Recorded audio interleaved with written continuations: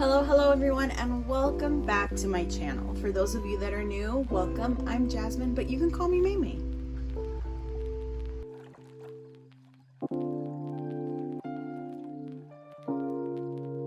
So for today's video, I'm going to be getting back into my little mini series of showing you guys my favorite manga in each of the demographics. First, I showed you guys my shonen, then I showed you my shoujo, and for today's video, I'll be showing you guys my favorite top 5 seinen manga series. So let's get started.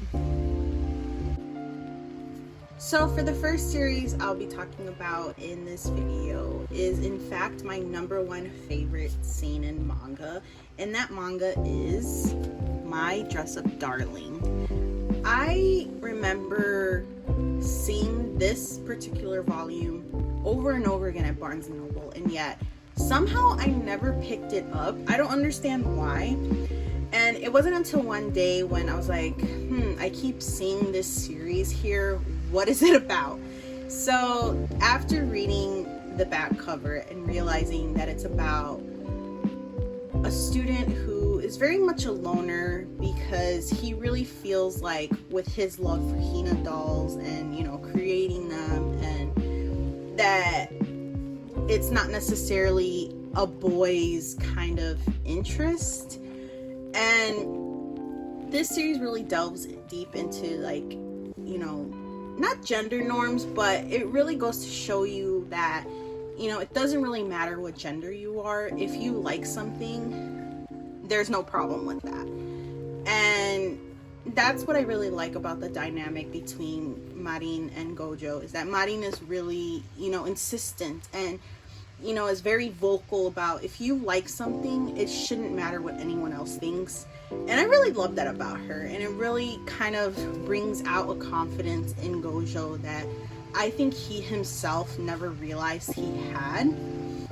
And the fact that, you know, he starts helping her with her cosplay outfits, he starts to realize that he really loves to make outfits for cosplay, and it really opens up more doors for him and his creativity, and I absolutely love that. And Gojo, he's so precious and so, like, he's such a gentleman. Like, one of the main things that a lot of people don't like about the series is the fact of how much fan service there is. And honestly, in my opinion, it's not that bad. You know, I mean, they're both high schoolers, and obviously he's gonna get, you know, not tempted, but he's a boy, you know, he's a high school boy. If he looks at a beautiful girl, he's gonna, like, feel some feelings, you know what I mean? And I think it's just the way that he's very respectful about it that kind of just makes the fan service not that bad. You know, if he had been like another guy that was very disrespectful and inappropriate, and that's what he was constantly ever thinking about, then maybe that would have, like, turned me away from the series. But the fact that he's very respectful and doesn't just think of her as just some girl to imagine naked or to imagine, like, doing very inappropriate things with, he really respects her, and he really loves the fact that she loves cosplay so much. And I think it's just the dynamic between the two of them that kind of just makes this series my #1. So yeah, if you were one of those individuals that have put this series off because you didn't want to deal with the fan service, just give it a try. Like, give it a few volume try and see what you think about it then. And if you still don't like it, then I mean, that's good. I'm not gonna say that's bad, you know. If it's not for you, it's not for you. But for me, this is definitely my #1. The next series I'll be talking about is The Witch and the Beast, which in fact is my #2 favorite in the seinen demographic. And honestly, I think the reason why it's my second favorite is because of all the action that's in it. Guido and Ashoff, their dynamic together is just so amazing and great. Like, I don't know, like, their chemistry together is just so good. And honestly, once you get into this series, it's just action after action after action after action. Like, it's really rare when there's absolutely nothing going on in this series. I believe it is currently on hiatus, I think. I don't know how long it will be on hiatus for. I hope it's not a very long time, because this series is really good. I really love it. And the art style, it's so beautiful. You guys know me. I am a sucker for art, and it's just amazing. And of course, if you guys aren't interested in getting into the manga series, the anime was announced, and I believe it will be coming out either the end of this year or early next year in 2024. I'm still not sure. They've only released like a small trailer of it, and honestly, I was super excited for it. I was like, I cannot wait. And the voice actors for Guido and Ashoff, when they do good castings of voice actors, like, I just can't get enough of it. I just can't. But yeah, this is my number 2 in the seinen demographic. Of course, check it out. I recommend you fall in love with the art style as much as I have. And yeah, for my number 3, sorry, I apparently can't speak today. For my number 3, geez, I can't speak for anything today. Okay, let me try that again. So for my number 3 favorite seinen series, that series is Sweat and Soap. For many of you that follow me on Instagram, you guys recently saw that about a couple weeks ago I did a reread of this series, and I expressed how much I loved this series, how much I loved the relationship between Asako and Kotaro, and just how healthy their relationship is overall. Obviously, they have their moments where they're dealing with like insecurity, jealousy, but what relationship doesn't? You know, what I really loved about the series is the fact that they communicated pretty well. Obviously, there were moments where there was misunderstandings, but you know, once they realized that there was a misunderstanding, they really tried their best to kind of address it and kind of just not leave it just as is. I just love that Kotaro really loves Asako for who she is, despite her insecurities of her sweating and, you know, the way that she believes she smells. You know, I really love that Kotaro isn't necessarily trying to change her in any way. He is just so intent on loving her for who she is and how she is. And I think that's what makes, you know, the story work as a whole, is that he's really open and very honest and very caring and kind and he's very good at communicating his feelings, you know, whether it's by just speaking to her or just, I know this sounds weird, but smelling her. And his family and her family, they're so amazing. Everybody is so amazing in this series. And her boss, I swear, her boss is the chief. He is like so ready for girl talk, and he's so supportive and really like helps them out along the way. It's just amazing. This series is amazing, and I highly recommend it for everybody. Obviously, don't let the title deter you from it. Of course, it is about sweat. It's about soap. You know, they work at a company where they create soaps and they sell soaps.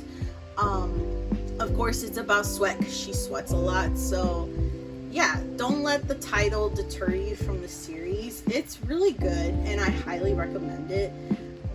And I believe there's also a live action of it, I believe. Don't quote me on that. I'm not sure 100%. But yeah, if you don't want to get into the manga series, definitely check out the live action. But yeah, this series, I love this series so much, and I highly recommend it. So for my 4th series, which I'm sure no one is going to be surprised that it is considered one of my top 5 favorite seinen series, and that series is the Apothecary Diaries. I remember seeing volumes 1 and 2 at Barnes and Noble. I feel like that's how all my stories start when I come across certain series, is that I always see them at Barnes and Noble, and yet I always hesitate to pick them up, which was the same for this series. I remember when I first saw this series, 1 and 2 was already out, and I thought the covers were beautiful. The colors were I felt like they were very well coordinated, you know, but I was a little hesitant on the fact that it dealt with apothecary and medicines, because I was like, I don't really know much about that, so it really kept me away from it. But then I kept seeing it over and over and over again on the bookshelves, and I was like, you know what, maybe I'll just give it a try. And honestly it has become obviously my favorite series in my collection. And I love Mao Mao and I love Jinshi. Their dynamic together is just so funny and hilarious. Like, every time they come in contact with each other,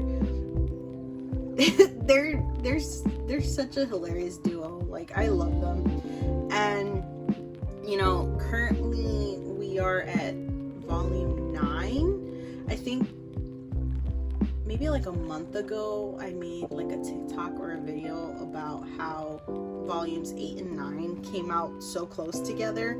Usually the release dates are very like spaced out, but with volume 8 and volume 9 they came out like a month apart, and it was just so fast. Like, I remember hauling volume 8, and next thing you know, I was hauling number 9. And yeah, this series is fantastic. It's amazing. If you haven't gotten into it, please do. If you're not interested in reading the manga, there's also an anime that's going to be releasing later on this year. I believe in October. I believe. Like I said, don't quote me on any of this because I don't know like 100% when it will be released, but I know that the anime is releasing pretty soon. I believe it's in October. I believe, but again, don't quote me on that. But yeah, if you haven't gotten into this series, please do. It's so amazing, and before you know it, you're gonna love Mao Mao and Jinshi, and you're just gonna love the whole mystery of it, and just learning about like medicine making. And she's so witty, so smart. She's an amazing female protagonist. She is so strong. She doesn't need anybody's help. Of course, she'll accept the help when it's given, but she likes to do things on her own and be very independent. And yeah. So for my favorite number 5 in the Seinen demographic, that series is Zom 100. Sorry guys, I can't speak today. I really can't, and I can't even. Okay, good enough. So yeah, Zom 100 is my number 5 seinen manga series that I completely adore. A lot of people tend to not like this series very much because they feel like, I've heard some people say that they don't understand the whole point of it. But I mean, it's just like one of those series that you just read for fun and, you know, not to really think deep about. You know, it's just him trying to like live his life even when there's a zombie apocalypse going on. He's just trying to like fulfill his bucket list, which I really love. You know, what better way to, you know, get your bucket list done than during a zombie apocalypse. I know a lot of zombie like series and movies and TV shows, they really delve deep on, you know, survival, and you know, it's always serious, there's nothing fun about it, you know. But with this series, I feel like it really takes a completely different turn, especially with the comedy. And you know, obviously there's some moments where it's like really deep and you're just like emotional, but overall it's just about like, you know, living your life. And just, you know, even though there's a zombie apocalypse going on, it doesn't necessarily mean like your life is over. Of course, like Akira, his main point of this entire story is not just on survival. He literally makes a bucket list of things to do before he becomes a zombie. So his mentality is a little different compared to everybody else, because as if anyone has gotten into the series, whether it's through the manga or through the anime, you know that Akira was kind of overworked for about 3 years at a company in like a very toxic environment where he literally had no vacation time. He was literally like, and this is like about the only part of the story where it's just very depressing. It's just in the beginning where he kind of just contemplates about how he would like to kind of just commit suicide because he doesn't want to deal with having to go to work anymore. And after the zombie apocalypse happens, you start to see color return to his life. And I'm mainly talking about the anime because, you know, obviously in the manga it's all black and white, so you can't really tell about the colors.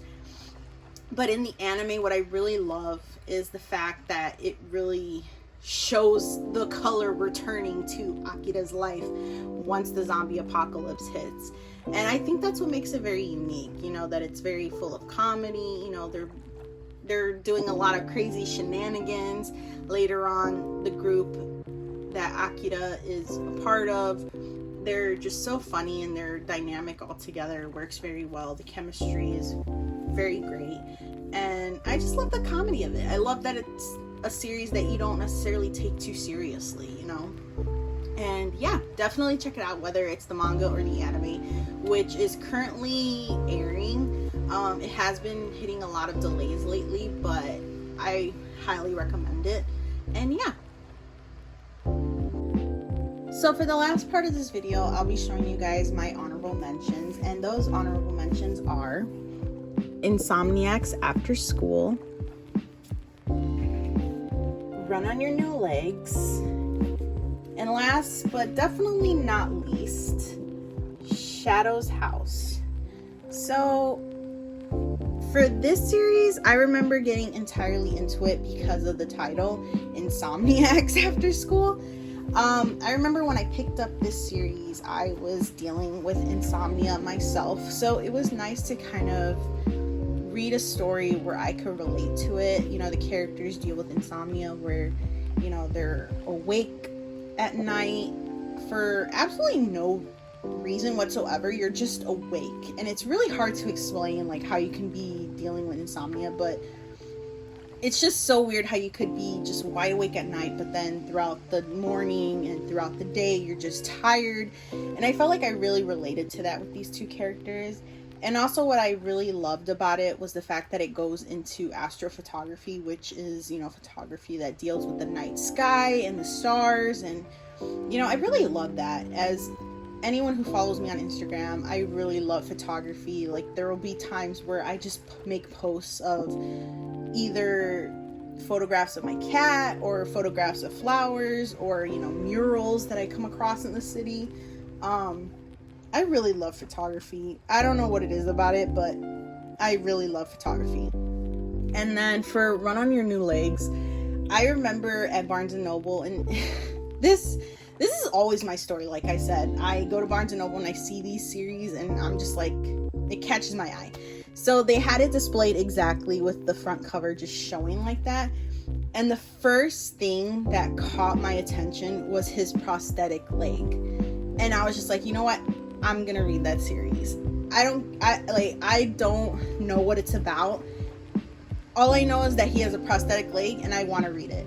I really love series that kind of go deep in like topics that aren't necessarily talked about a lot. I especially love when there are series that, you know, kind of raise awareness to, you know, disabilities and, you know, being an able-bodied individual. I really love just viewing different perspectives and kind of just, you know, really appreciating the fact that there are so many different people out there that have different struggles. And, you know, I just want there to be more awareness, you know, because these are really big, like, life-altering kind of stories, you know, as able-bodied individuals. And I've said this a lot, especially when talking about Perfect World, is that reading these stories gives me a whole new perspective of how life is and how difficult life can be for those that are not able-bodied and have to deal with disabilities. And I really respect that, you know, and I really like to, whenever I can, raise awareness that, you know, these are real things that are really happening to real people, even though they're not talked about as much. I really love when there's series like this, and I really love when I get to talk about them, because then I can get more people to get interested in it and to, you know, really learn more and have more perspectives on life. And then with Shadow's House, I watched the first and second season of the anime, and I completely loved it. The mystery of it all, the artwork, you know, Emiliko and Kate, like, I love their dynamic together. You know, they really, you know, look past the whole, like, separation between shadows and dolls. You know, there's a lot of plot twists, and I'm just saying this because of the anime. The manga is still sort of behind from the anime, but yeah, definitely check it out, whether it's the manga or the anime, whichever you'd prefer. The same with Insomniacs After School. It does have an anime as well, so if you are interested in watching it, please do. Or if you're interested in reading the manga, please do. Like, all of these series that I am recommending and I show on this channel, or even my Instagram and TikTok, all of the series I own are so worth reading. Like, please just give them a chance. And yeah. So I definitely talked a lot during this video, and the biggest problem with me is the fact that sometimes I never feel like I know what I'm talking about. I feel like I'm just talking just to talk. But I really hope you guys enjoyed this video, and I really hope that my rambling did not put you off in any type of way. When it comes to talking about anime and manga, I get all tongue-tied and I don't know how to speak sometimes. So if you watched all the way to the end of this video, thank you so much. I really appreciate all the love and support you guys show. Of course, don't forget to like, subscribe, and push the bell notification button so that you can be notified when I upload next. And of course, I will be leaving a link down below of all my socials, so you could either follow me on Instagram, TikTok. I'm pretty active on them, mostly on Instagram. But yeah, please feel free to let me know if any of these series that I talked about today are any of your favorites, or if there are any seinen series that I have forgotten to mention, or basically what your favorite seinen series is. Of course, leave a comment down below, or you could send me a DM through Instagram and TikTok, and let's just talk. Let's talk about what seinen series we're interested in. And yeah, thank you so much again for watching it all the way to the end. I truly appreciate you all, and I hope you guys have an amazing day. Bye.